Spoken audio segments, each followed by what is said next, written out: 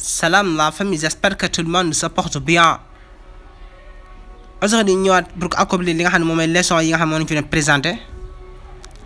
Aujourd'hui ñu citer li nga xam ne moom les articles indéfinis pour présenter leen ko aujourd'hui.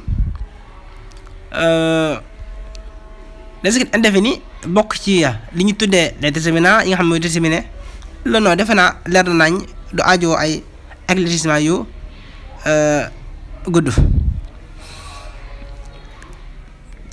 ci leçon bu njëkk leçon expliqué ni ñu tuddee les classes grammaticales moo am ci yoo xam dañ noon variable am ci yoo xam ne invariable jëloon la noo expliqué woon ko aujourd'hui ñu ñëw ci le déterminant tam bokk ci yi nga xam ne moom mooy variable yi. la gi mooy lan est un mot qui détermine le nom. Il s'accorde en nombre avec le nom qu'il introduit. Article mooy benn baat boo xam ne déterminer nom de ànd ak nom bi nag ci genre beeg ci nombre maanaam ci masculin et le féminin et singulier et pluriel da ci ànd ak moom lu mu nekk looy nekk. Il y a 3 sortes d'articles am na ñetti façon articles les articles indéfinis il y a ce qu'on appelle les articles indéfinis il y a ce qu'on appelle les articles partitifs. Aujourd'hui yi ñu concerne moom mooy les articles indéfinis. L'article indéfini sert à déterminer une chose ou un être qui n'est pas encore identifié ou connu.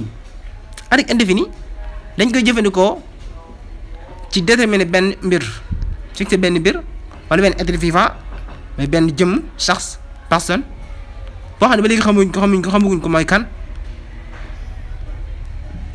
ñoom nag ñoom ñooy un bi wala une bi wala deux bi benn bi nekk am looy déterminer.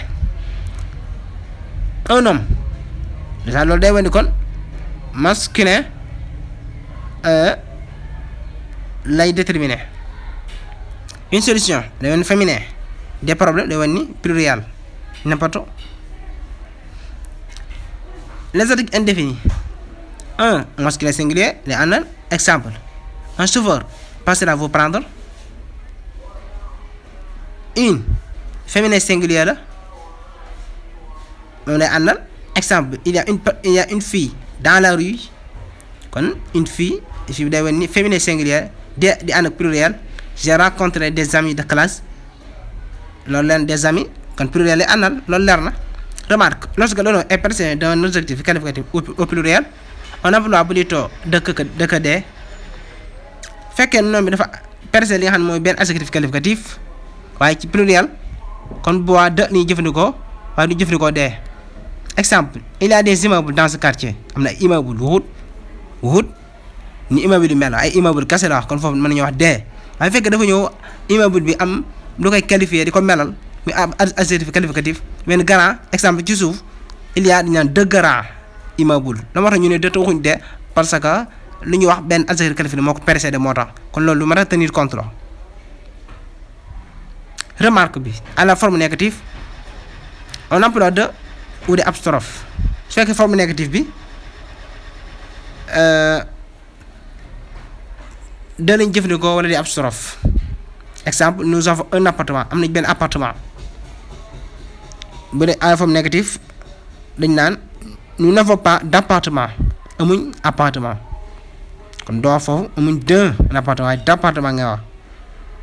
Kamal achète une montre jënd benn montre à la forme négative lu ñuy wax Kamal n'achète pas de montre jëndul montre kon forme négative day mat di tenir compte mat di bàyyi xel bu baax a baax. Ils ont des livres am na ay livres à la forme négative lu ñuy wax ils n'ont pas de livres amul ay livres doo ils n'ont pas des livres waaye da nga ils n'ont pas de livres. J'espère que c'est clair c'est évident. Remarque à la forme négative aussi am na exception.